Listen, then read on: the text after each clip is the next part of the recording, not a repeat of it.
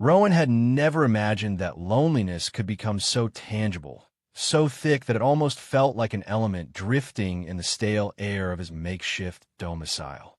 The dome in which he lived was an aging, half-buried facility on Sor 9, a planet known for its punishing snowstorms and howling winds that crept in every night. Some might have wondered why anyone would voluntarily reside in such a place, but for Rowan, solitude had become both a refuge and a sentence. He remembered the day he arrived here, a shuttle dropping him onto a frozen landing pad, the faint hum of the engines quickly swallowed by the shrieking gusts as soon as he stepped outside. He had been filled with a numb acceptance, convinced there was nowhere else left for him to go. In many ways, Soren 9 mirrored the cold state of his heart, a reflection of the emptiness that followed him around like a second skin.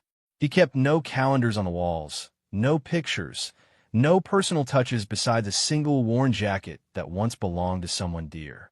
The dome's interior was functional: a sleeping alcove, a small kitchenette, shelves with rations, and a main console that controlled heating and basic life support.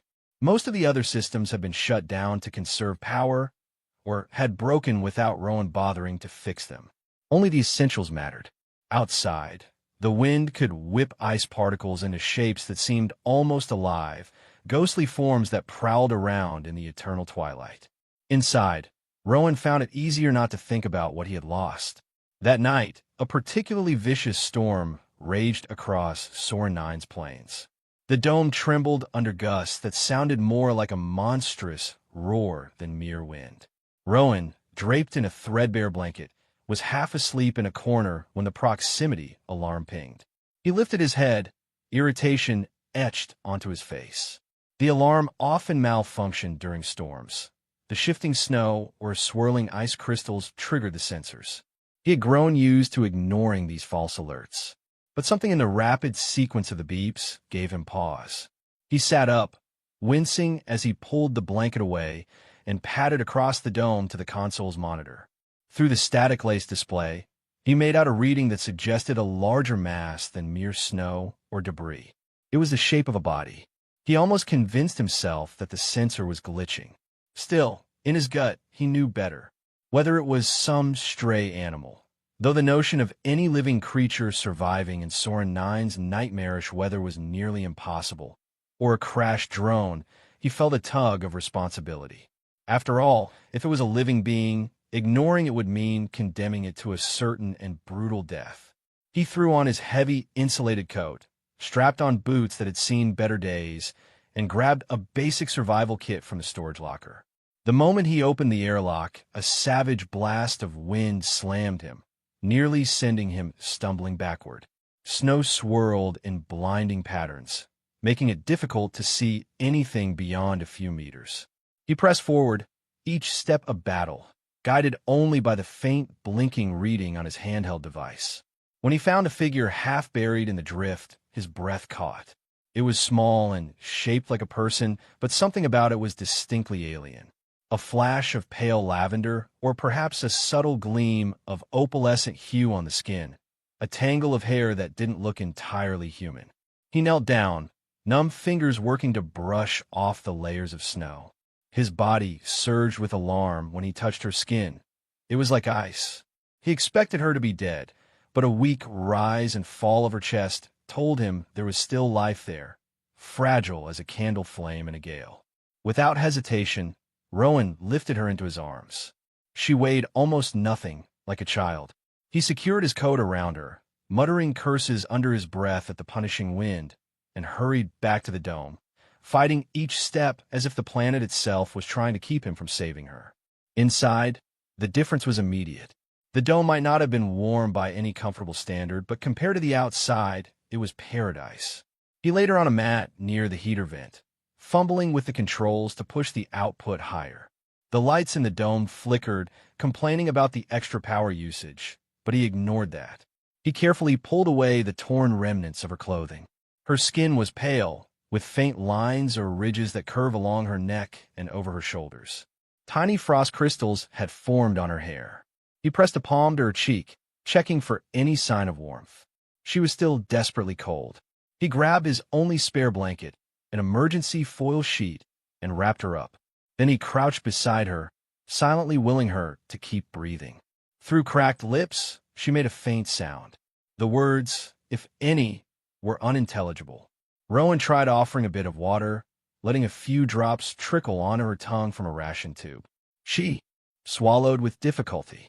He could see the panic in her half-lidded eyes, though they were unfocused, a brilliant shade of amber that almost glowed in the low light. Gently, he brushed away the wet strands of hair plastered to her forehead. That was when he realized exactly how inhuman her features were. Delicate points at the tips of her ears, the subtle swirl of color beneath the surface of her skin. Whatever or whoever she was, she must have suffered in that blizzard for who knew how long. Rowan didn't sleep that night. He sat awake, every nerve on edge, monitoring her breathing. He would occasionally check the life support readouts, half expecting the console to short out at the worst moment. The dome creaked ominously under the storm's assault, as if reminding him that it was never guaranteed to keep the outside world at bay. Yet, within that small circle of warmth, he felt a spark of something that had eluded him for what felt like ages. It was a subtle feeling, the sense that another heartbeat shared this space, that he wasn't alone in the vastness of Soren 9. By the time the storm outside had lessened to a mere keening wind, the alien woman stirred. Rowan was sipping a lukewarm cup of synthetic coffee when her eyelids fluttered open. She moved to sit up, but her body shook with weakness. He was at her side in an instant. She looked at him with those luminous eyes, as though trying to figure out if he was real or a figment of her fading consciousness. When her gaze shifted to the small collection of rations on the nearby shelf, he realized she was starving. He grabbed the first nutrient pack he could find, heated it in the portable thermal device, then knelt before her, offering the container. She clutched at it as soon as he loosened his grip, gulping down the contents without ceremony. It was messy and a bit startling, but he understood that kind of ravenous desperation. Hunger was a universal language. When she finished, she lifted her head, tremors still running through her limbs, and uttered something in a voice raspy from thirst and cold. He didn't recognize the words, but the tone was questioning. Softly, he said, "I don't understand." She blinked, frustration flickering across her face. Then she pointed at him, her eyes searching. He realized she wanted a name. "I'm Rowan," he said, pressing a hand to his chest. "Rowan." She repeated the syllables, though it came out slightly stilted. Then she pointed to herself, or tried to, but her hand trembled too much. She made a sound, then shook her head. A look of confusion clouded her features. "No name?" he ventured. She said something else, a halting reply that he could only guess meant she had none or couldn't remember. Rowan exhaled slowly. "All right," he whispered. "We'll figure it out." A few hours later, she was able to sit upright without support. Rowan hovered nearby, passing her more water, another nutrient pack. In halting attempts, she mimicked his words. She repeated water, food, cold, each attempt carrying an unmistakable accent that danced on the edges of comprehension. He realized she was learning at a pace that was frighteningly fast. By the time she asked him, in heavily accented English, "Where am I?" his jaw nearly dropped. He tried to explain Sora 9, though he doubted how much of it she caught. When her features twisted in confusion, he resorted to pulling up a basic topographical map on the console display. She leaned forward, eyes bright with curiosity. He pointed at a blinking that represented the dome. She nodded slowly, as if committing every detail to memory. In those early days, the routine was simple yet utterly transformative for both of them. Rowan found himself warming up the last dregs of his meager coffee stash to share, or rummaging through sealed crates for extra clothing he could modify for her slender frame. She, in turn, devoured the knowledge he offered about the environment, the basic structure of the dome's controls, the portable heaters. He discovered she possessed a device, a small metallic disc with cracks along its surface, clearly damaged, tucked into the remains of her clothing. She guarded it protectively. One morning, he found her holding it against her temple, eyes closed, as though it aided her in absorbing the words he spoke. He asked her what it was, but she struggled to explain. Something about cognition and weave, words he barely understood. From what he gathered, it helped her interpret and retain language. He decided not to pry further, respecting that it might be her single link to wherever she came from. Yet, as her ability to speak improved, so did the shadow in her gaze. Sometimes, when Rowan asked about her origins, she turned away, head bowed, like she was grappling with memories too painful or too dangerous to share. Other times, she would stare at the swirling patterns of frost on the dome's windows, lost in thought. He learned that she had no home to return to, that she was on the run from an unnamed threat. The details were murky, overshadowed by her limited English. One thing was clear. She had escaped from those who viewed her as a product or tool, not as a person. The turning point occurred one quiet evening after the storms had subsided for a day. They shared a meal, an unappealing but nutritious paste from Rowan's supplies, and she leaned against the console, sighing softly. She had proven adept at rerouting some of the heating conduits, saving them from a potential meltdown. Rowan was impressed. She had done it faster and more accurately than he would have. He sat nearby on a crate, gazing at her with a mix of admiration and curiosity. In her short time here, she had changed the dynamic of his entire existence. He sensed a question forming on her lips before she spoke. "Why you alone?" Her voice was deliberate. She had asked about him a few times before, but rarely so directly. Rowan paused. Memories tore at him. A station quarantined, a woman he loved left behind because protocol deemed her non-essential. He swallowed, the bitter taste of regret sharp in his throat. "I lost someone," he said finally, "and I couldn't stay where I was. This place, it was easier." She studied him, eyes full of a kindness that he had not expected. "I'm sorry," she managed. He forced a tight smile. "It's all right. We both ran, I guess. You from your people, me from mine." She raised her head slightly, as if the concept of them being alike was surprising yet comforting. "We keep each other safe?" she asked. The simplicity of the question nearly broke him. In a place that had once been defined by emptiness and sorrow, the thought of forging a new bond was terrifying and exhilarating. "Yes," he said softly, voice unsteady. "We keep each other safe." It was only a few hours later when the motion sensor pinged again. This time, Rowan checked the monitor with a heavy sense of dread. The reading was faint but consistent. Something was out there, too structured to be random weather anomalies. A drone, perhaps, or an automated scout. He felt the blood drain from his face. If someone was actively scanning the area, it could only mean they were looking for her. She hovered behind him, reading the data over his shoulder. "They find me?" she asked in a trembling voice. He stared at the console, switching off the external cameras in hopes of minimizing any outgoing signals. "I don't know," he replied, "but we can't let them." In the coming days, tension became their constant companion. They powered down non-essential systems to reduce their energy signature. They avoided stepping outside unless absolutely necessary. The nights stretched long, lit only by the faint glow of the generator's panel, their hushed voices the sole sign of life. He found her gazing at him sometimes, something akin to fear and awe in her eyes, as if she couldn't believe he was willing to risk everything to protect her. On one such night, she woke from a fitful sleep, whispering in a language he couldn't decipher. He knelt beside her, placing a hand on her shoulder. She clutched at him, eyes wide with terror. As he murmured reassuring words, her breathing slowed. Then, in a fragile, almost childlike voice, she said, "You, family?" He felt something inside him crack at the gentleness of her plea. His throat tightened. "If you want me to be," he whispered, and she sank against him, trembling with a mix of relief and exhaustion. Her calling him family was both a balm and a revelation. The next morning, she repeated the word but tried to link it to the concept of safety and belonging. She began to call him Rowan, family, as if testing the weight of those words. Each time, he found himself smiling, a slow, unfamiliar curve of his lips that reminded him that life could still surprise him.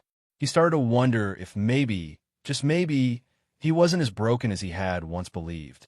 In that frozen world, Two battered souls had found one another. It was enough to rekindle hope. Their quiet routine could not last forever. One afternoon, while she was learning how to reset a sensor grid, the console lit up with a new reading, a heavier craft entering the planet's atmosphere.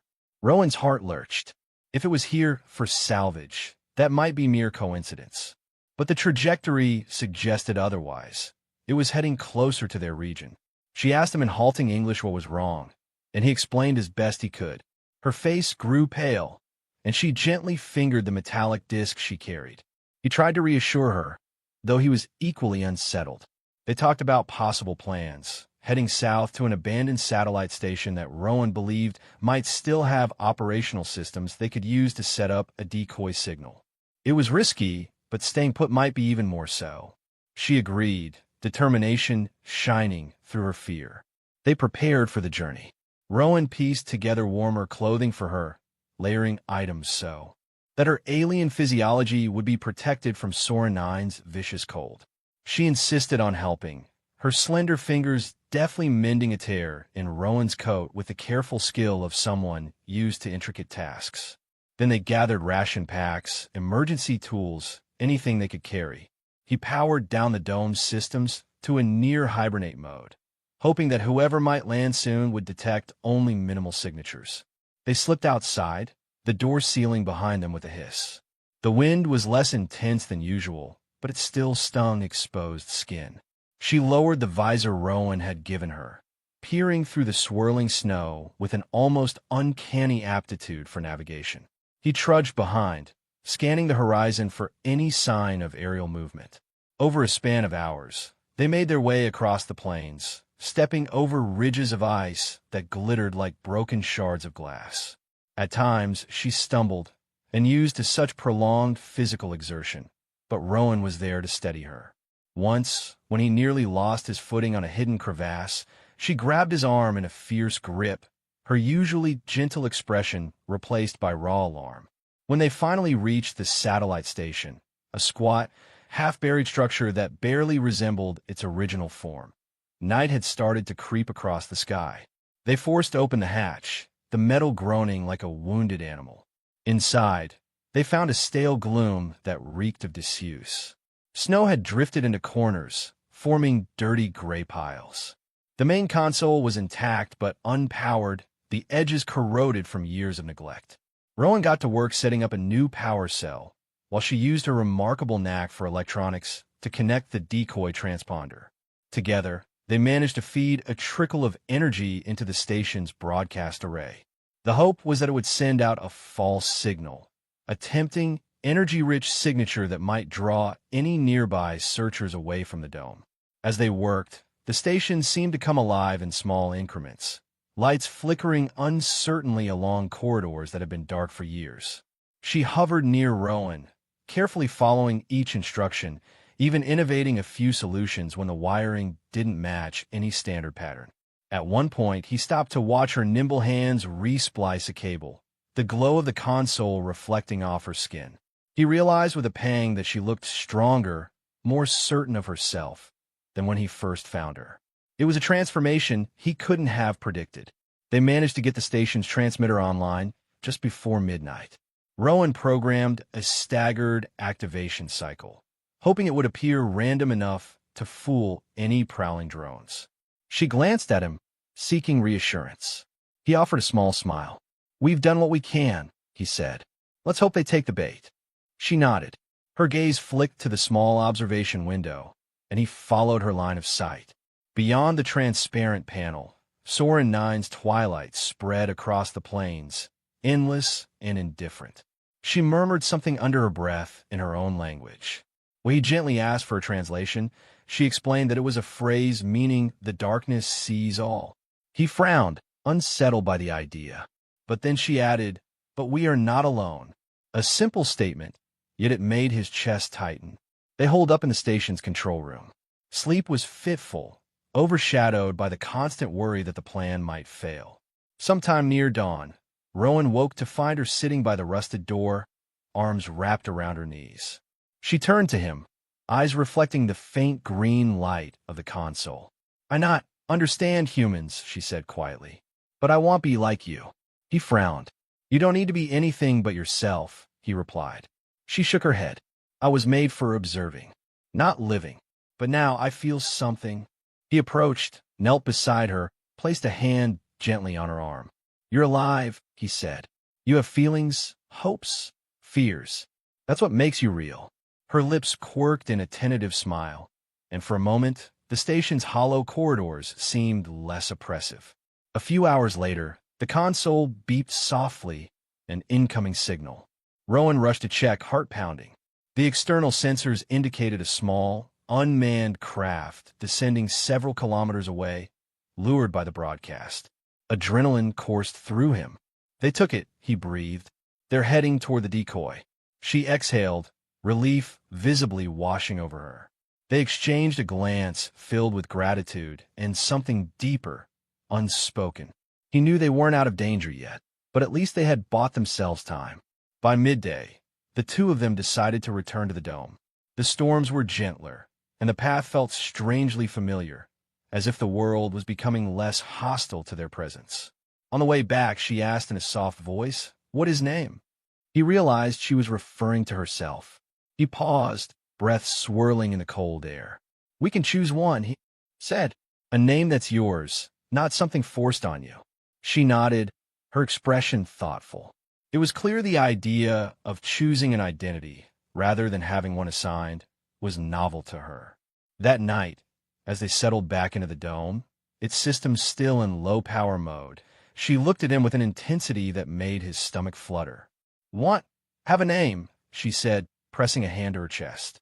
"I'll wait until I know." The days that followed merged a strange calm with the underlying threat that still lingered. At times, Rowan wondered if the craft that had been fooled by the decoy would return, accompanied by more formidable forces. But for now, the dome felt like a haven again. She showed a fascination with every mechanical element inside, studying circuits, wiring, and coolant lines. He found himself explaining the basics of how the generator worked. She absorbed it all, occasionally adding a piece of insight from what she remembered of her own technology.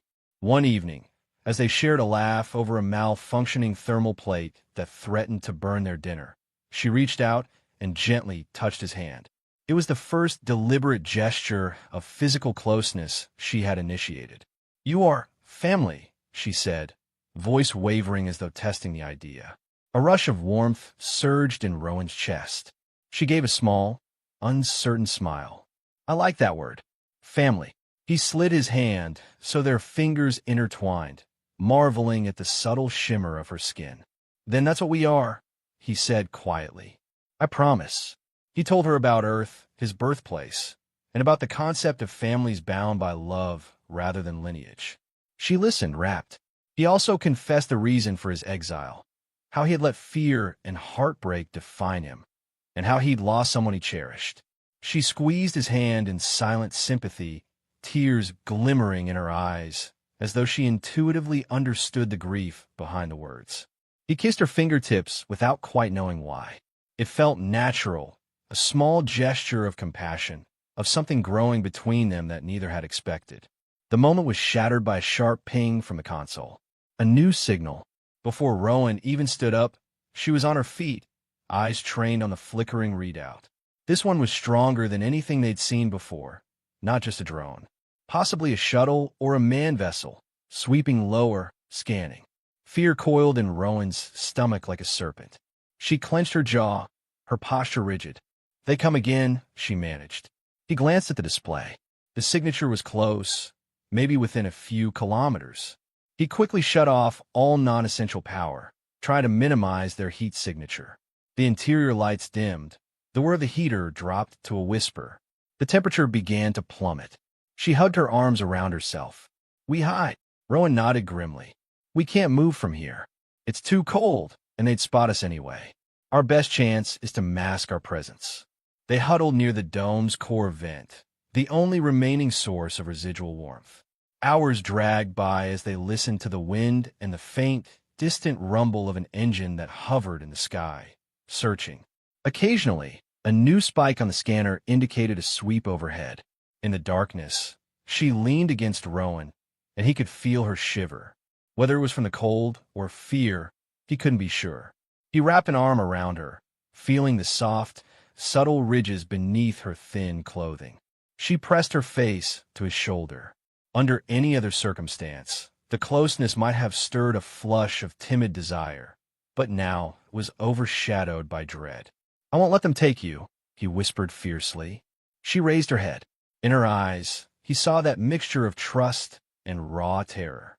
"I know," she whispered back. Eventually, the console's flickering stabilized, and the sweeps became more distant. When they were certain the immediate danger had passed, Rowan dared to turn on a single overhead light. The two of them looked haggard, dark circles under their eyes, expressions etched with exhaustion. Still, she managed a shaky smile. "We fight them if come," she murmured, a spark of defiance in her tone. He exhaled, nodding. For the first time, he realized she wasn't just determined to hide. She was prepared to stand her ground. Perhaps, he reflected, she was done running. In the following days, the storms quieted, as though Soren, 9 itself, was taking a breath after unleashing its fury. The external sensors remained mostly silent, aside from the occasional drifting snow or minor temperature fluctuations. During this uneasy lull, Rowan and the alien woman grew closer in ways that he had never anticipated. She asked deeper questions about human emotions, about how people form bonds, about why he was willing to risk everything for her. He answered with as much honesty as he could, though he sometimes struggled to explain things that were simply felt, not reasoned. Bit by bit, he saw her shedding, the remnants of who she had been before, or perhaps who she was forced to be. She no longer flinched whenever the wind howled. She laughed for the first time when Rowan managed to fix the entertainment console, playing an old Earth recording of comedic skits that flickered across a battered screen. Her laughter was soft at first, as though her body wasn't entirely sure how to express joy, but it lit up the dome in a way no heater could. One evening, they were lying side by side, wrapped in insulating blankets to stay warm, breathing in unison. She touched the side of his face gently. Her eyes glistened in the faint light. "Learn a name," she said almost shyly. He felt his pulse quicken. "Tell me." She took a breath. "Asha," she said, carefully shaping the unfamiliar syllables. "It means hope." Rowan's throat tightened. He whispered her chosen name, letting it fill the silence, letting it ease into his heart. "Asha," he repeated. "It's perfect." That night, he held her close, and a swirl of conflicting emotions raged inside him. Desire, protectiveness, love. Yes, love. It blossomed within the emptiness that had plagued him for so long. He didn't speak the word, unsure if he could. But as she drifted to sleep against him, he felt a calmness spread through his entire being. It was as though the planet's relentless cold had met its match in the warmth of the bond forming between them. Morning brought a new sense of purpose. Rowan decided it was time to fully restore the dome, to make it a genuine home rather than a place of hiding. He powered up additional systems, reconnected the external panels to gather solar energy when the storms cleared, and tried to patch the cracks in the structure. Asha worked alongside him, unafraid of the manual labor. She even offered creative solutions for rerouting power more efficiently. He joked that she was putting him out of a job, and she responded with a playful tilt of her head, her newly formed sense of humor delighting them both. But a persistent unease lingered. Neither of them spoke it out loud, but the threat of pursuit was never truly gone. One afternoon, while Rowan was on the roof of the dome adjusting a sensor array, Asha hurried outside to get his attention.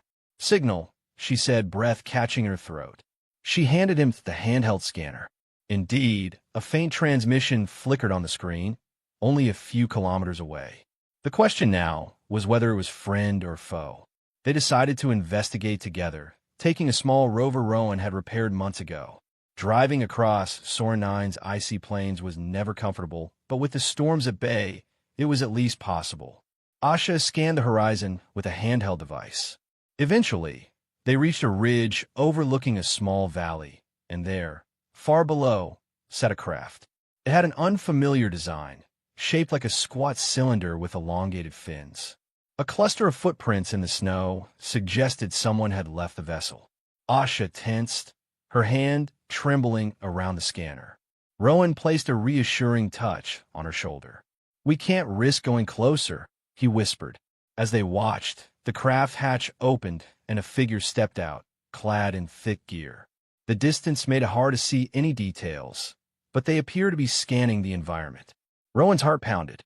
He felt Asha clutch his arm. If this was the group who had been hunting her, they'd surely have more advanced equipment. The figure retreated inside the craft after a moment, and the hatch sealed. Rowan and Asha exchanged a glance, unspoken understanding passing between them. They needed to retreat to the dome, to fortify themselves for the likelihood that someone would discover them soon. That evening, they debated their next move. Asha insisted that she didn't want to run anymore. Rowan argued that staying might lead to a confrontation they couldn't win. But as he looked at her face, the determination shining in her eyes, he realized he didn't have it in him to force her into hiding again. He was done with hiding too. "We stand together," he finally said. She exhaled, a relieved smile curving her lips. Together, they spent the next day preparing. Rowan scrounged for anything that could be used as makeshift defenses or early warning systems. Asha integrated her advanced knowledge with the dome's outdated electronics, creating a cunning sensor loop that would alert them if the enemy approached. Through it all, there was an unspoken tenderness in every action they shared, a closeness forged in mutual reliance. Whenever their eyes met, Rowan felt that same gentle ache, the sense that they were rewriting the fate that had once seemed inevitable for both of them. And then it happened. Late in the afternoon, the warning lights blinked on the console. Something large was approaching, maybe more than one vessel. Rowan's heart pounded as he rushed to check the feed. The sensors showed two ships moving in tandem, one of them the same craft they had seen. In the valley, Asha, standing beside him, inhaled sharply. "No time to hide," she said, voice quiet but resolute. They scrambled outside. Darkness was beginning to fall, the sky a chaotic swirl of crimson and deep blue. The wind had picked up, sending ice crystals dancing across the plain. Rowan spotted the silhouettes of the ships hovering in the distance.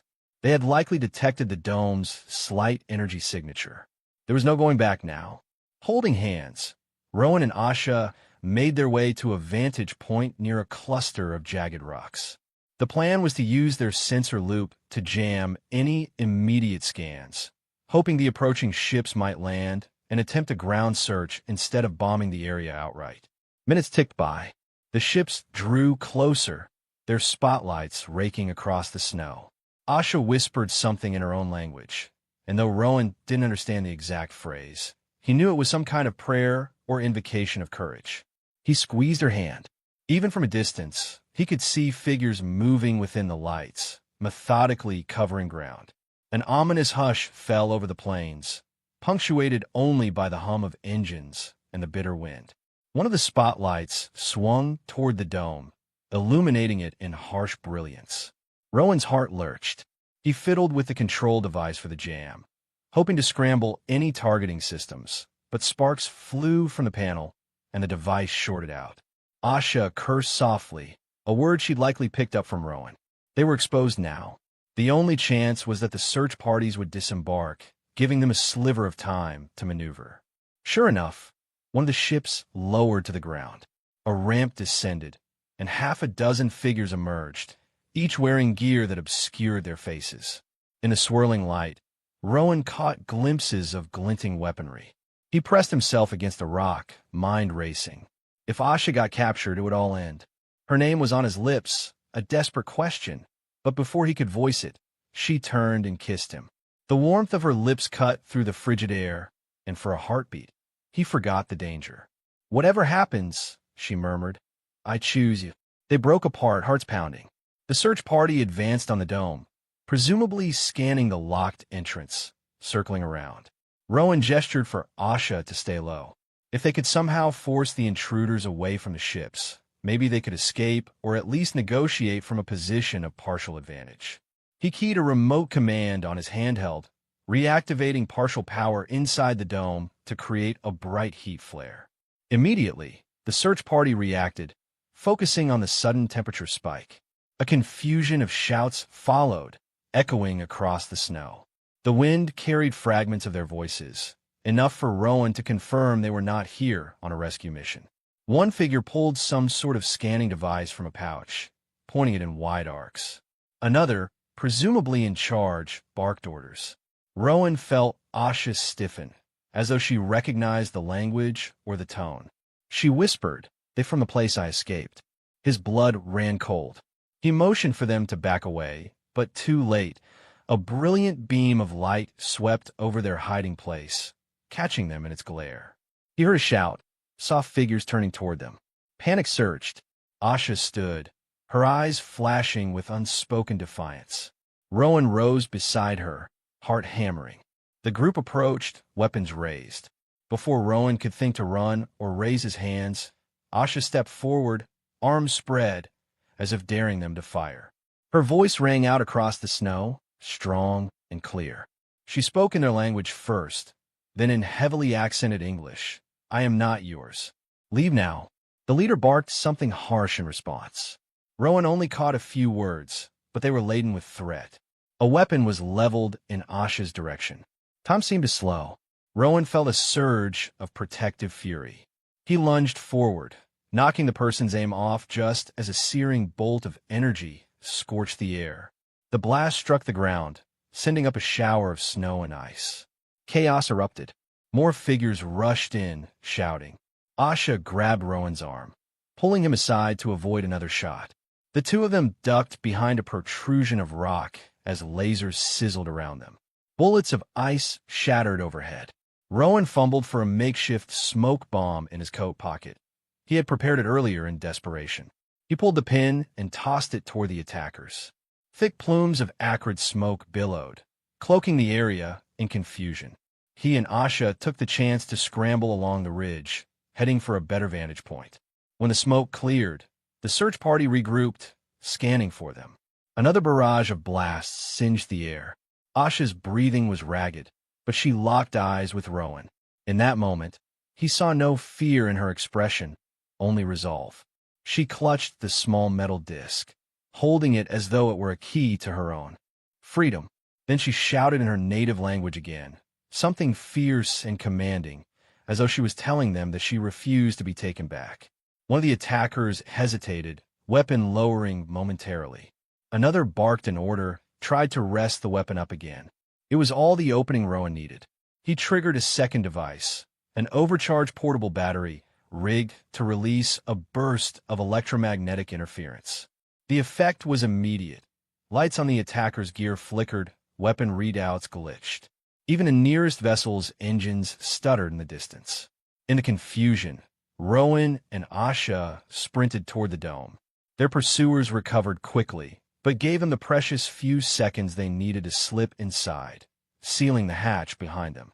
Inside, the dome hummed with partial power. Rowan locked every manual latch he could, though he knew it wouldn't hold out indefinitely against advanced weaponry. Asha was already at the console, flipping switches, bypassing protocols. Outside, they heard muffled voices. The attackers were likely regrouping, preparing to breach. Rowan placed a trembling hand on Asha's shoulder. "If they break in, we have to." She cut him off, turning to face him. "We not run," she said. The raw emotion in her eyes made his throat close up. He nodded, swallowing. "No, we won't." Then he pulled her close, pressing his forehead to hers. She touched his cheek, and for a split second, they were just two souls clinging to each other in a storm far greater than either of them. The reality crashed back when the dome shook under a powerful blast. A monitor blinked, showing external cameras flaring with static from the attempted breach. Rowan's mind raced. He realized he had one more plan, though it was dangerous, releasing the dome's pressure seals to flood the immediate area with sub-zero air. Anyone not wearing proper gear could be incapacitated. Asha nodded, understanding. It was risky, especially for her. But her physiology, like his, was protected enough by their suits and the dome's partial environment suits they'd donned in a hurry. Rowan initiated the sequence. Vents on the dome's exterior hissed. A fierce gust of frigid air erupted into the corridor outside, swirling with the remnants of the smoke. Through a camera feed, Rowan saw the assailants recoil, their suits not fully sealed. One stumbled, disoriented. Asha took that moment to open the hatch from inside, just enough to hurl a flash charge. The blinding pulse forced the group to stagger back. She slammed the hatch shut again, her chest rising and falling in rapid breaths. For a moment, no further shots were fired. Rowan's heart thundered. Was it over? Or were they regrouping once more? Minutes crawled by. Slowly, the sensor readouts showed the attackers retreating, half carrying their incapacitated comrades. The smaller craft that had landed first rose into the sky, engines sputtering from the electromagnetic damage. The second vessel took off as well, though more smoothly. Rowan and Asha watched on the console's flickering screen, hardly daring to believe. As soon as the ships vanished from the scanner, he let out a trembling breath. She leaned against him, a wave of relief washing over them both. They didn't celebrate. Both understood this might not be a permanent victory. But for now, Soren 9's savage wind became their ally, swallowing the footprints, scouring away the signs of battle. Inside the dome, Rowan and Asha sank to the floor, physically and emotionally drained. The LED overhead buzzed quietly. She reached for his hand. "They go," she murmured, her voice thick with exhaustion. He nodded. "We're safe for now." He pulled her closer, feeling her shivers. It was more than just cold. It was the come down from an adrenaline spike. She slid her arms around him, and in that shared embrace, they both understood how fragile safety truly was. "We keep going," he whispered. "No matter what, we keep going. We build a life here, or anywhere, as long as we're together." Tears shimmered at the corners of her eyes. She nodded. "Yes," she breathed, brushing her lips against his. It was a kiss laced with desperation, gratitude, and something far gentler, love. That night, they restabilized the dome's atmosphere, patched the minor damage inflicted by the blasts. The generator was overworked, but still holding. When they finally crawled onto a shared pallet of blankets, bodies pressed close, Asha mumbled, "I choose name. Asha is me. I want to live." Rowan pressed a kiss to her temple. "Asha," he repeated, the word tasting of promise and hope. "I choose to live too." They fell asleep in each other's arms, lulled by the hum of the dome's fans, the wind keening outside like a distant lullaby. The next morning, the sky dawned in pale hues of pink and lavender, colors Rowan had never bothered to appreciate. Now, watching them from the dome's patched window, it felt like a sign. Asha stirred beside him, blinking. In the soft light, for a moment, they simply looked at each other. She rested a hand on his heart. "Family," she said again, quietly but firmly. He smiled, covering her hand with his. "Yes, family." It was no longer just a word, but a vow. With determined steps, they rose to begin rebuilding, not only the dome's battered systems, but also the fragile sense of belonging that had taken root between them. If the outside world ever returned, they would be ready. But for now, in the hush of a new day, on a frozen planet that had once been a graveyard of Rowan's hopes, they were together. And that was enough to call it home. 13 days had passed since the crash, and every hour that ticked by felt longer than the last. Ira rested in the half-submerged wreckage of her destroyed vessel, a structure once shaped like an elegant wing blade, now reduced to jagged shards of alien metal. Outside, the wind howled ceaselessly, slicing across a barren moon with no name, an expanse of ice and fractured rock orbiting a massive gas giant that loomed overhead in perpetual dusk. The air was painfully thin, and on those nights when the wind would die down just enough, she could hear the faint, stuttering beep of the distress beacon echoing back at her as if mocking her attempts at survival. She was a soldier, trained, honed, shaped by discipline more merciless than any environment. Yet now, she was cold and weak and alone, a so-called traitor exiled in the dead of space. She had only meant to power the distress beacon for a short time, but it proved too difficult to move in her weakened state. Her right side throbbed with every breath. Beneath her cracked armor, the wound oozed a slow but steady flow of blood in a dark, viscous color that was not quite red. She had managed to seal most of it with the last of her field supplies, but each day brought a greater sense of emptiness in her veins. Still, there was no one to help. No one she wanted to find her anyway. The ones who had shot her ship down were part of her own squadron, led by the superiors she once obeyed without question. That life was over, and a new, more perilous existence had begun. On the night before she had reached the end of her rations, she whispered her name into the darkness for the first time. Ara. It was a word in her language that had once held meaning, a name gifted at birth that meant to watch the horizon. Now it felt like a fragile relic of a life long gone. For 13 days, she had clutched it in silence, never speaking it aloud, never hearing another soul call to her. She was too proud to beg, too bitter to hope, but still the beacon pulsed with its faint, staccato heartbeat. Then came the 14th day. Jace Maroro nearly overlooked the signal on his battered console. He was piloting the Hawthorne, a cargo and rescue vessel he jokingly referred to as stubborn at best, and he had strayed off course due to a solar flare that disrupted half his navigation systems. He was supposed to file a detour report and continue on, but Nich's gut told him to check his long-range scanner one more time.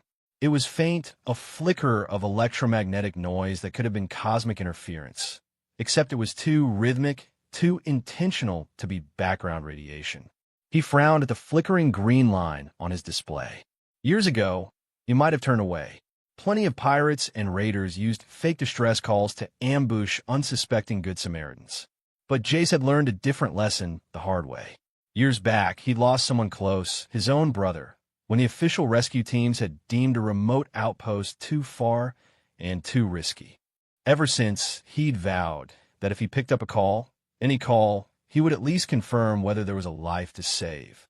He could handle pirates if need be, but he couldn't handle ignoring a real plea for help. So he keyed the controls and followed the faint beacon toward an uncharted moon. After a brief descent through a thin, freezing atmosphere, he landed his ship in a craggy canyon that looked like a place light went to die. The horizon was a shattered plain of ice and rock, the sky painted in shades of blackish gray from the overshadowing gas giant. Nothing showed on his initial scans but the wreck of an alien craft half-buried in a gully. It was clearly advanced technology, sleek, organic lines that shimmered, as though it shifted color at different angles. Military, he guessed, from the reinforced plating along its hull. Not human, possibly dangerous, but the beacon was definitely inside. Jace couldn't ignore it. He put on his EVA gear, checked the charge on his sidearm, and stepped outside. The cold was immediate, biting through the seals in his suit. He trudged across the rough terrain, seeing his breath form pale clouds in front of his visor. When he reached the wreck, he found a gash in the hull large enough to slip through. Inside, the air was marginally warmer, but still nearly unbreathable. Emergency lights flickered in a half-dead circuit, casting everything in a sickly red glow. He followed the mechanical hum deeper into the ship's corridor, stepping over shattered bulkheads and fragments of something that resembled crystalline wiring. At last, he spotted a figure slumped against the console. She was humanoid, wearing battered armor that had once looked regal, but now hung off her frame in cracked segments. Her skin was a muted green, faintly luminescent, and her dark hair was matted with blood. Even though she was clearly alien, her form was close enough to be recognizable. 2 arms, 2 legs, a face with eyes now, barely open, gazing at him with intense wariness. She tried to move, but failed.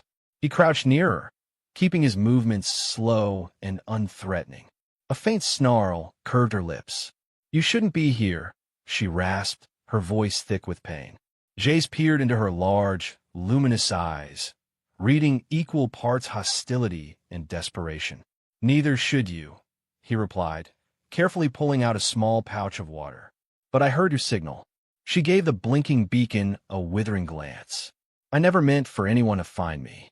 He lifted the pouch. "Water," he offered. "You look like you need it." She tried to protest, some words in a language he didn't understand, but she coughed and doubled over. He moved to steady her, and she stiffened as though expecting violence. Then she accepted the water, drinking in shallow sips as if every swallow brought pain. Jace noticed how her hand trembled when she handed the pouch back. "What's your name?" he asked gently. She hesitated, reluctance flashing in her eyes. "Ira," she said at last, exhaling like she regretted the admission. It was just a name, but he could sense how deeply it mattered to her. "I'm Jace," he said, setting aside the empty pouch. "I can help with your injuries, if you'll let me." "I don't want your help." "Tough," he muttered. "I'm giving it." She glared, but the fury behind her eyes was weaker than the exhaustion. He unclipped a med spray from his belt and carefully examined the wound along her side. Part of her armor had caved in, cutting deep. She inhaled sharply when he touched the raw edges. He murmured an apology and began applying the sealant. In the flickering red glow, she watched him with unwavering intensity, struggling to keep her breathing under control.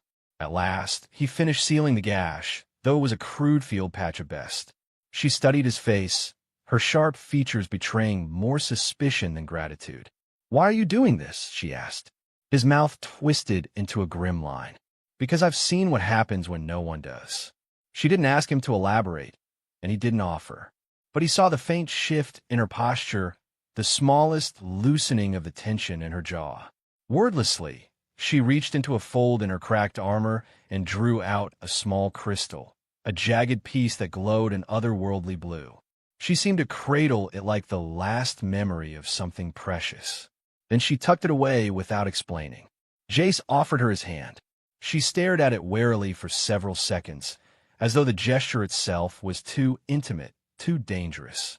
Finally, she placed her slender, green-hued fingers in his.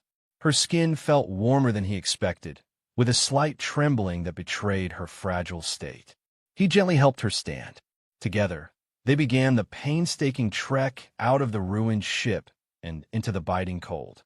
Outside, the wind screamed across the ice field, hurling flakes of crystalline snow like shards of glass. The sky overhead was an eternal twilight, the gas giant's pale glow illuminating the ragged canyon walls. The silence that fell between them wasn't comfortable exactly, but it was no longer a threat. It carried a fragile acceptance. She would let him help, and he would not abandon her.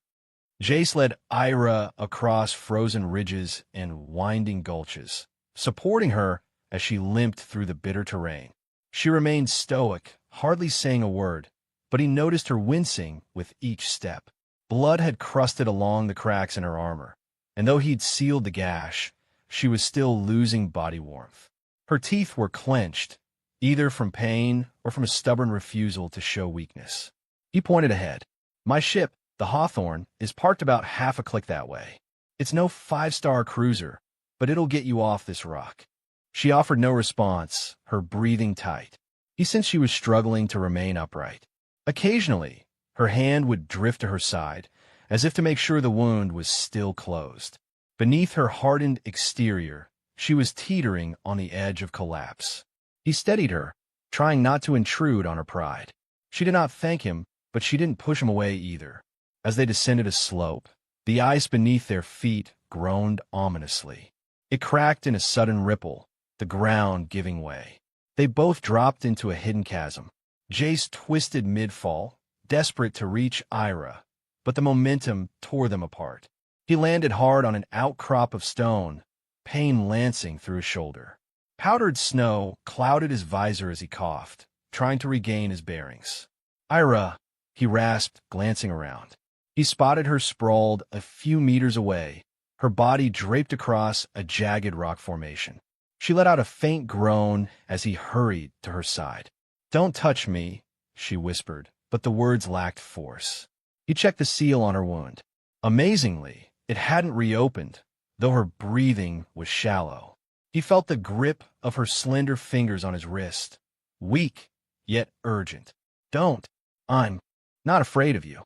I'm afraid of what this means." He suspected she meant being dependent on another person, but there was no time to dig deeper. A strange clicking noise echoed through the cavern, a low and rhythmic sound that made his hair stand on end. He stood, peering into the darkness.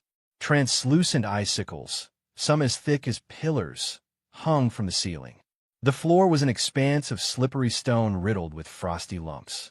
Something was moving among those lumps, weaving in the half-light. "What is that?" he asked, voice hushed.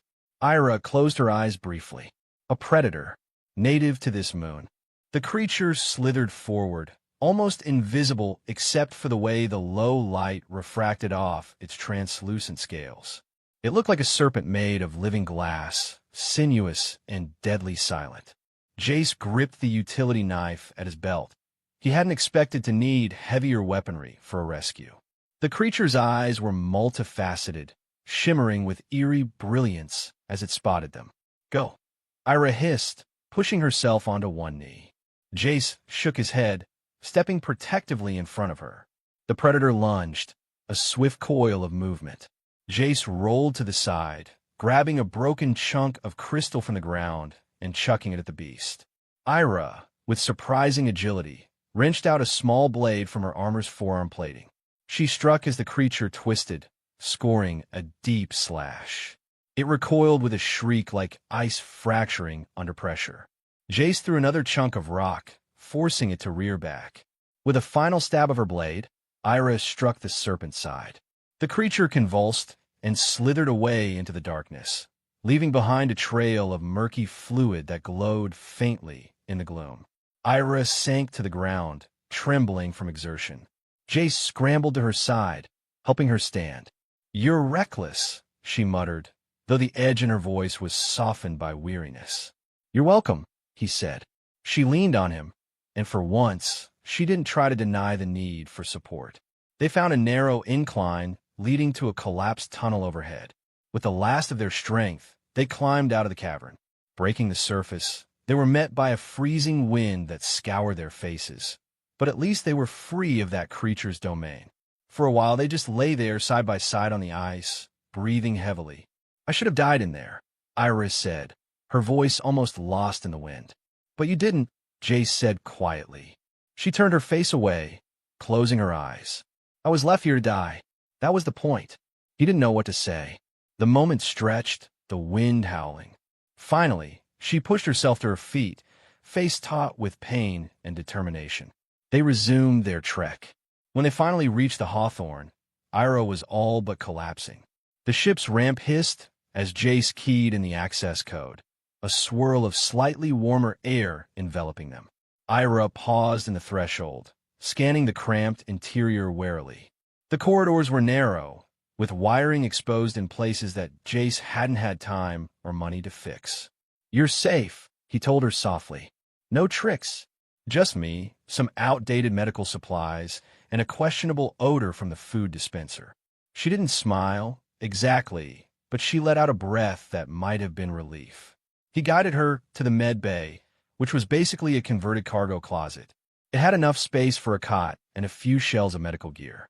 There, she allowed him, albeit stiffly, to help remove what remained of her shattered chest plate. Her bodysuit underneath was soaked with blood. He gently cut away the ruined fabric, revealing a deep wound along her ribs. Her skin glowed faintly under the fluorescent lighting, and he could see the bruise-like patterns that spread in unusual colors. "You should have passed out hours ago," he muttered, carefully cleaning the wound. "I was trained not to," she answered with flat resignation. He glanced at her. "They trained you to ignore pain?" She offered no further explanation, so he let the conversation drop. He applied antiseptic, pressed on a sealing agent, then wrapped fresh gauze around her torso. She barely made a sound. Only once did her breathing hitch, and when it did, her gaze went distant and haunted, as though a memory had seized her from within. He leaned back on the adjacent bench when he was done.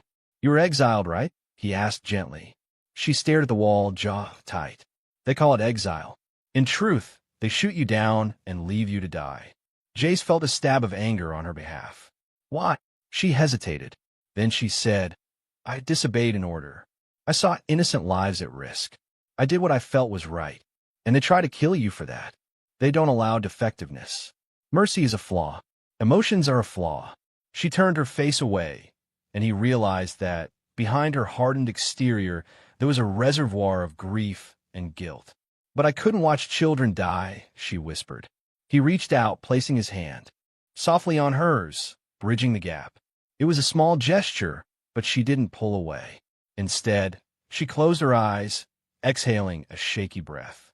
There was no need for more words. They both understood what it meant to live with regrets in a galaxy that seldom forgave them. Hours passed in a tense lull. The Hawthorne systems hummed quietly around them. Jace brought Iris some sort of hot drink from the meager supplies in the ship's kitchen. She grimaced at the bitter taste, but the warmth seemed to help. He took a cup for himself, leaning against the wall near the medbay door. "You're not worried I'll kill you while you sleep?"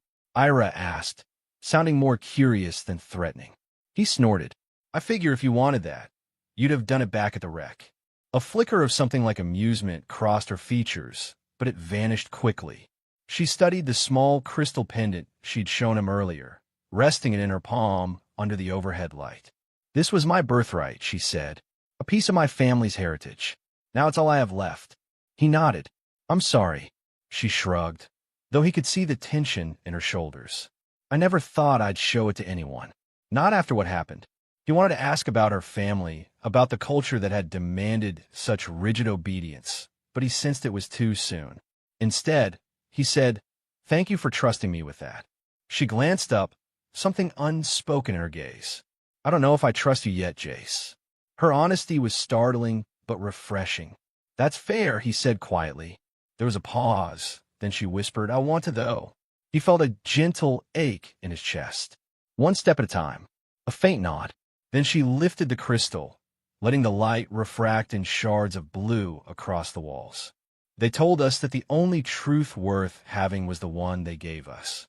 But I always believed there was something more, something I wasn't supposed to see." Her eyes landed on him. "I think you might understand that." He pushed down the memories rising in his chest. His brother's ID tag left behind at that doomed outpost, the official word that it was too dangerous to send a rescue. "I do," he said. He reached out gently, covering her hand with his. This time, she let him. Their moment of quiet was shattered by an alarm from the cockpit. Jace jolted upright. "Motion alert," he muttered. Ira grabbed what was left of her forearm gauntlet and followed him. Together, they rushed to the pilot's seat. On the external feed, a sleek black vessel hovered at the edge of the canyon. No ID code, no friendly transponder. It was scanning. "They found me," Iris said, voice tight. "You're sure it's them?" She nodded grimly. "Strike class. Standard procedure in my fleet to ensure no survivors. If they see a reading of any kind, they'll destroy everything." She turned to him. "You need to take off. Get away from here." He stared at her, jaw set. "I'm not leaving you behind." Her gaze turned fierce. "They'll kill you too." He shook his head. "Then we find a way together." She let out a hiss of frustration, but something in her eyes betrayed that she was moved by his refusal to abandon her. She began keying commands on the console, her hand shaking slightly. "They'll do low sweeps for thermal signatures. We can mask our heat and hide in the ice trench 5 clicks west. It's dangerous, but if we go dark, they might not bother a second pass." "All right," Jace said. "Show me." He fired up the Hawthorne's engines, keeping the power output minimal to reduce their thermal signature. Ira rerouted coolant lines to dissipate the core heat. They lifted off slowly, hugging the ground. The Black Strike ship soared overhead, scanning, but did not immediately engage. Jace guided his ship down into a yawning trench carved by ancient ice flows. Once inside, he cut all major power. The Hawthorne slammed down onto the frozen floor, ice crunching beneath its landing struts. Everything went dark. The only light, the faint emergency glow in the cockpit. They waited. Tension thickened the air. Ira's breathing sounded loud in the silence, and Jace could feel her shoulder trembling against him.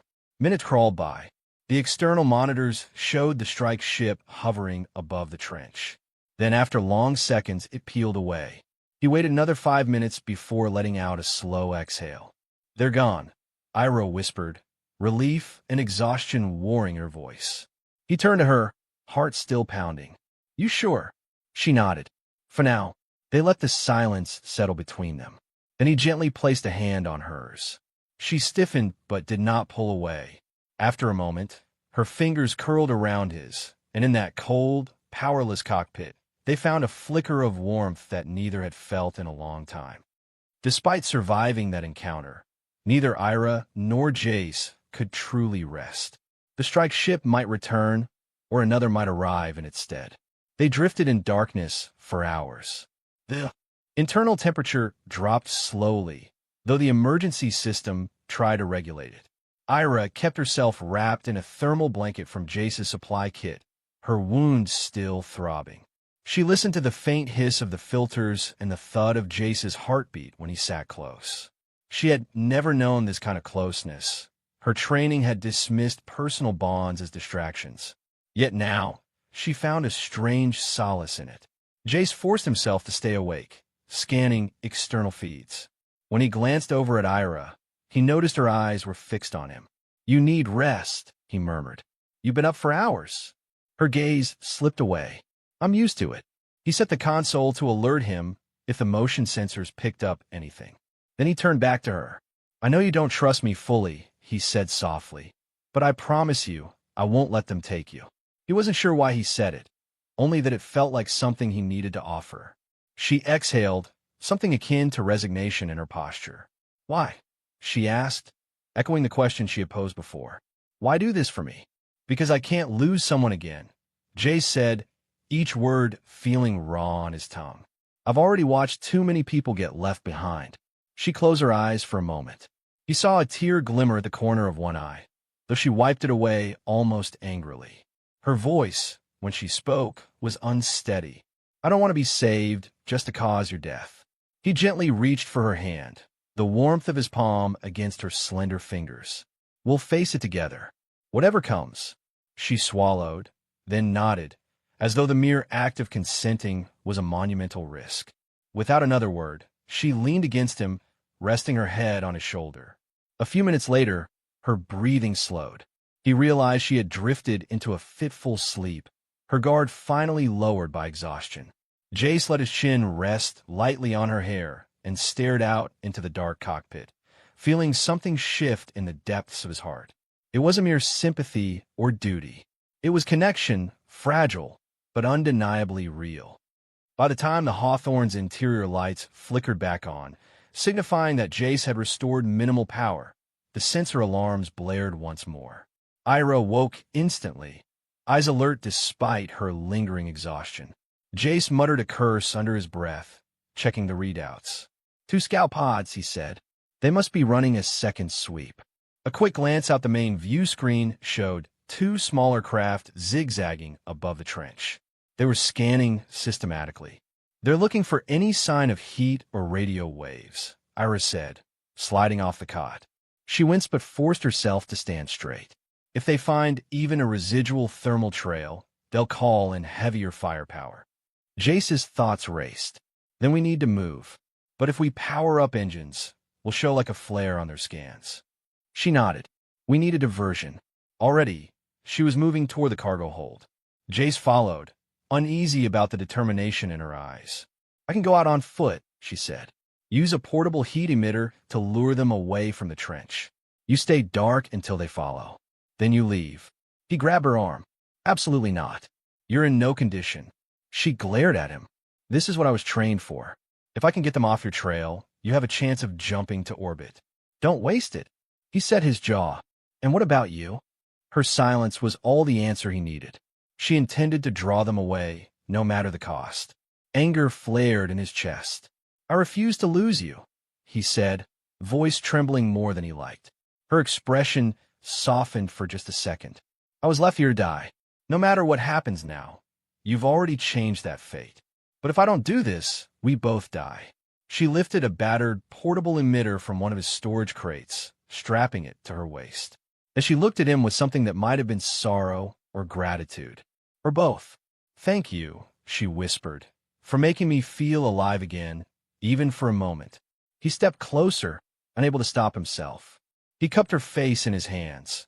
Her skin was warm, faintly luminescent, and her pupils dilated as she looked at him. In that tenuous moment, he leaned in, Their lips met in a kiss that tasted of desperation and longing and the possibility that they might not see another day. She pressed closer for an instant, her body trembling. Then she pulled back, eyes bright and determined. "Stay alive," she told him. "You too," he managed, voice rough. She turned and exited through the emergency hatch, leaving him behind in the dim corridor, heart pounding. For a moment, he stood frozen. Then he strode back to the cockpit, sealing the hatch behind her. He watched the scanner feed, jaw clenched so tight it hurt. His hands hovered over the throttle controls.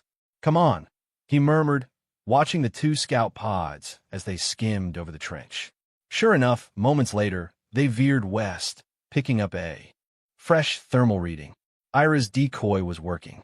"Damn it, Ira," he breathed, part relief, part terror.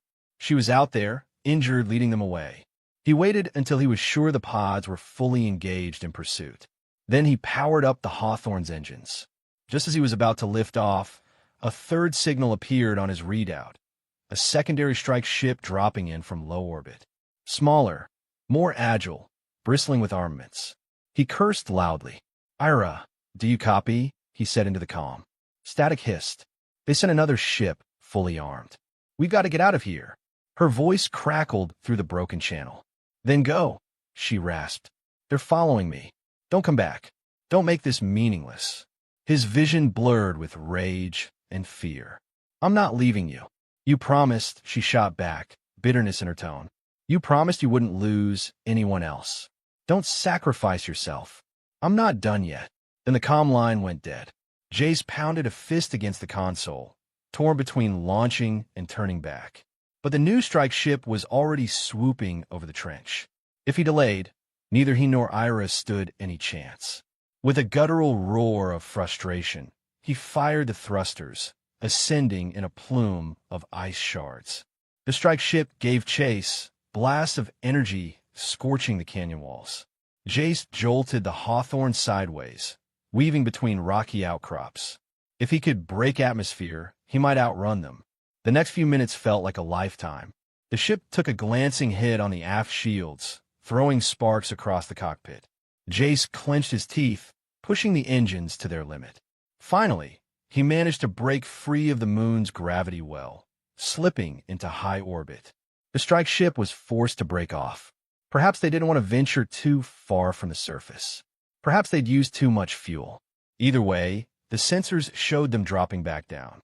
He was safe, at least for the moment. But Ira was still down there. He lingered at the far edge of the debris field, shutting down all non-essential systems to stay off scanners. For a long time, he hovered in a silent vigil, heart in his throat. No signals came. No movement on the sensors indicated a second craft leaving the moon. The only faint reading belonged to the Black Strike ship, occasionally skimming the surface. The minutes stretched into an hour. Then, out of nowhere, a broken burst of static flared in his headset. Jace responding. He nearly jumped out of his seat. "Ira, I'm here. I'm here." Her voice was weak, fractured by interference. "Injured, not dead," found Old Tower. "Hurry." Relief thundered through him. He reactivated the engines, ignoring every voice in his head that warned him of risk. He followed her coordinates back into low orbit. The scanners picked up faint signs of an ancient comm outpost near the western hemisphere of the moon. Jace angled the Hawthorne for a landing, adrenaline surging. When he found her, she was slumped against a rusted comm tower, blood staining the snow around her. Her left arm hung limply, her face and hair caked with ice and dirt. But her eyes flickered open when she heard him approach, and she managed a small, exhausted grin. "You came back." "I said I would," he growled, bending down to scoop her into his arms. She let out a soft moan at the movement, her body trembling with pain. He carried her aboard, ignoring the panic that threatened to cloud his focus. He strapped her onto the medbay cot, hooking her to every diagnostic tool he had. She was in bad shape, shock, blood loss, multiple fractures, but she was alive. She stared at him as he administered a clotting agent and fresh gauze, her breathing ragged. "I tried to lead them away, but they had another ship," she murmured. He brushed damp hair from her forehead. "They broke off pursuit, probably low on resources. Let's not give them a second chance. Her gaze flickered to the overhead lights. What now? Now we get the hell out of here, he said. He returned to the cockpit, quickly running a jump calculation. The Hawthorne's jump drive was old and finicky, but it still had enough juice for a short-range FTL hop. He selected coordinates for a system rumored to be uncharted and off-limits to major fleets. Perfect for lying low. With Ira stabilized, he lifted off and made the jump, leaving that moon behind. They emerged from hyperspace near a lonely star. Jace found a planet, not on any official trade maps, that had an atmosphere breathable enough for humans. Scans showed geothermal activity, uninhabited except for basic flora. It would be safe, or at least safer than drifting where Ira's enemies could easily track them. He landed the Hawthorne by a series of rocky spires, steam rising from cracks in the surface. It was a harsh but habitable environment, with an endless plain of basalt and sharp ridges under a cloudy sky that occasionally parted to reveal dazzling auroras. Over the next several days, he and Ira fashioned a makeshift shelter. The ship's hull was battered, and while it could still fly, they needed time for Ira to heal, time to figure out a plan. They used scrap metal to build a small enclosure near a natural hot spring, rigging solar panels for minimal power. Jace rigged a sensor net to warn of any incoming craft. Ira, once she could walk unaided, helped him patch the Hawthorne's hull plating as best she could. Their conversations grew longer. At night, they sat by a fire of burning minerals, the flames crackling with an odd blue-green hue. Ira would stare into the embers, then tentatively talk about her homeworld. She described the rigid hierarchy, the training centers where they were taught to repress empathy, the final mission that she'd refused to complete. She spoke haltingly, as if every word peeled open an old wound. Jace listened without judgment, occasionally sharing his own regrets. How he had tried to save his brother, but arrived too late. How he carried the guilt like an unpayable debt. With each admission, something between them solidified. The closeness went beyond circumstance. One night, Ira showed him the crystal pendant again, pressing it into his palm. It's inscribed with a motto from my family, she explained. Roughly translated, it means, truth is survival. I thought I understood it once, but I was wrong. Now, I think it might be teaching me what it really means. He reached for her free hand, interlacing his fingers with hers. She didn't flinch anymore.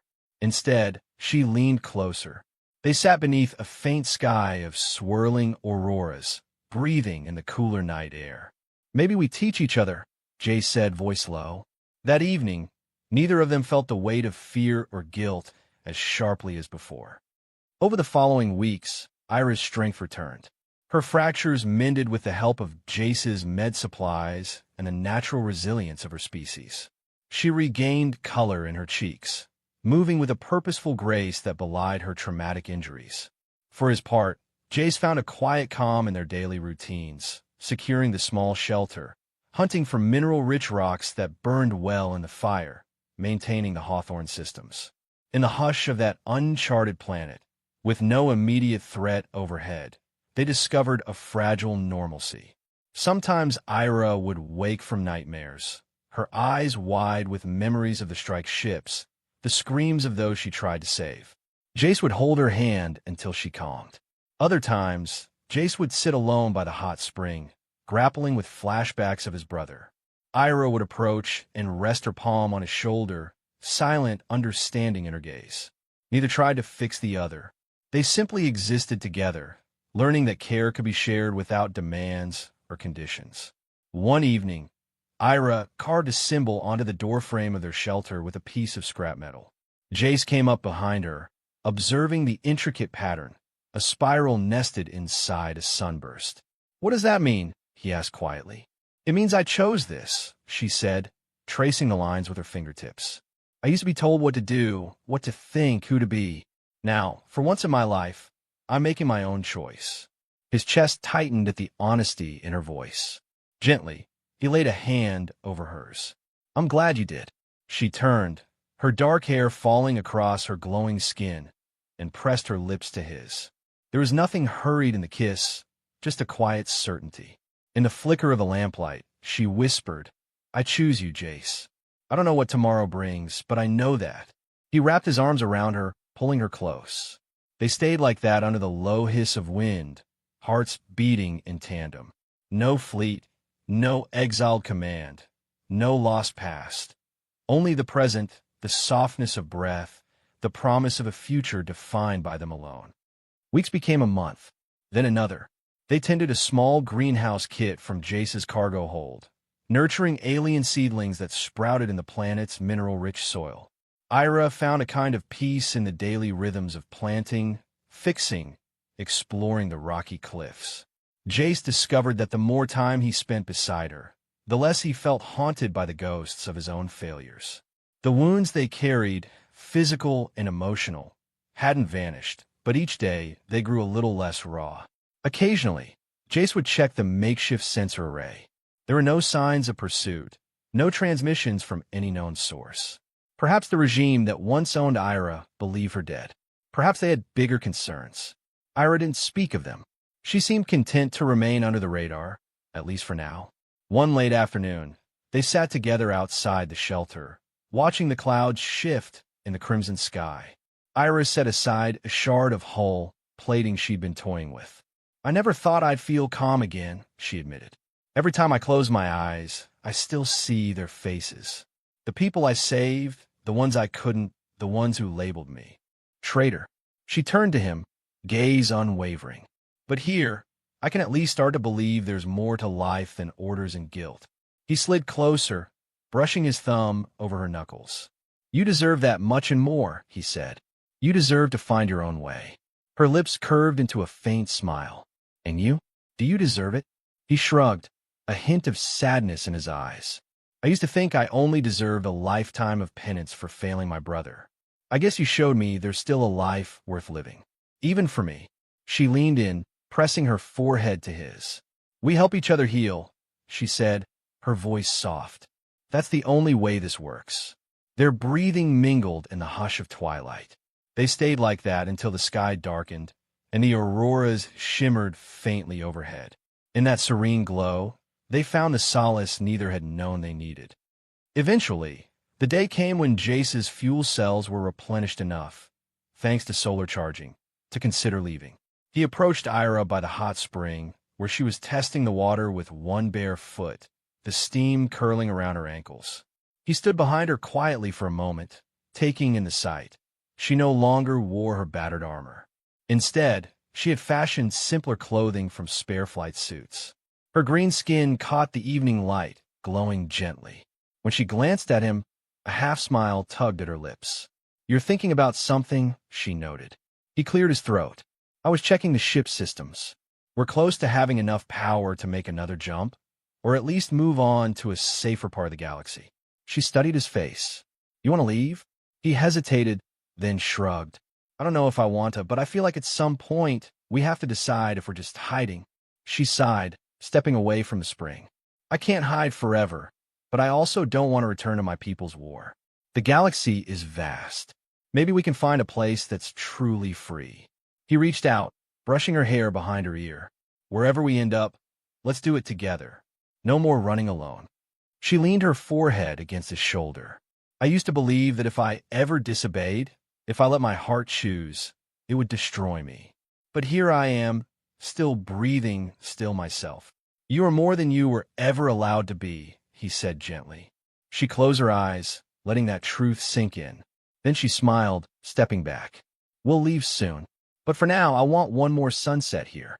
He glanced over the ragged horizon, tinted with gold and violet. "Sounds good to me." They walked together along the edge of the basalt cliffs, the hot springs gurgling behind them. The air smelled faintly of minerals, but they were used to it by now. Ira's hand found his, warm and steady. In that moment, Jace thought of how everything, his vow to answer distress calls, the betrayal she'd faced, the cosmic coincidence of that faint beacon, had led them to this place. He couldn't regret any of it. Days later, the Hawthorne was ready. They packed what little they had into the cargo hold. Dried rations, seeds from the greenhouse, personal keepsakes. Ira gazed around their makeshift shelter one last time, her expression thoughtful. She left behind the old battered chunk of her original ship's hull, burying in the earth by the doorframe she'd carved with her chosen symbol. A reminder, she murmured, that this was real and that I can always choose. Jace pressed the launch sequence, the engines humming to life. They lifted off into the swirling clouds. From the cockpit, he watched the ground fall away, the basalt spires shrinking below them. Iris stood at his side, leaning on the co-pilot's seat, her eyes reflecting the console lights. For a moment, neither spoke. The planet vanished beneath the thick atmosphere, and then they broke into open space. Distant stars glimmered. Ira let out a breath she'd been holding. Where to? He glanced at her, the corners of his mouth lifting. Somewhere new. Somewhere we can breathe. Her gaze flickered to the star map. Lead the way, Jace. He reached over, gently resting a hand on her uninjured arm. Together, he reminded her. She nodded, lacing her fingers through his. She typed in coordinates to a sector rumored to be quiet and unpatrolled. Then she gave the final nod. The Hawthorne surged forward, FTL drive spooling, starlight stretching into bright lines across the viewport. As they jumped, Ira's eyes closed, a single tear slipping down her cheek. A tear not of despair, but of possibility. In the silence of faster-than-light travel, they held onto each other. No longer exiled, no longer alone. A traitor, a renegade pilot, together forging a path that neither had ever imagined. The void around them was cold and endless, but for the first time, Ira felt no terror in its silence. The faint pulse of the ship's engines beat in time with her heart, and Jace's hand was warm in hers. She remembered the barren moon, the bitter wind, the hopelessness of 13 days alone. She recalled the sound of her name etched into emptiness. Now, her name was not an echo of condemnation, but the beginning of a life she was free to shape. She opened her eyes to look at Jace, whose shoulders no longer sagged under the weight of regret. He met her gaze, offering a small, steady smile. "Wherever we go," he said softly, "we face it side by side." Her lips curved, and in that moment, everything felt alive with promise. "Yes," she answered, "side by side." The Hawthorne pierced the starlit darkness, carrying them onward. In the quiet hum of hyperspace, their hearts found a new rhythm, one of trust, hope, and the certainty that for them, the story was only just beginning.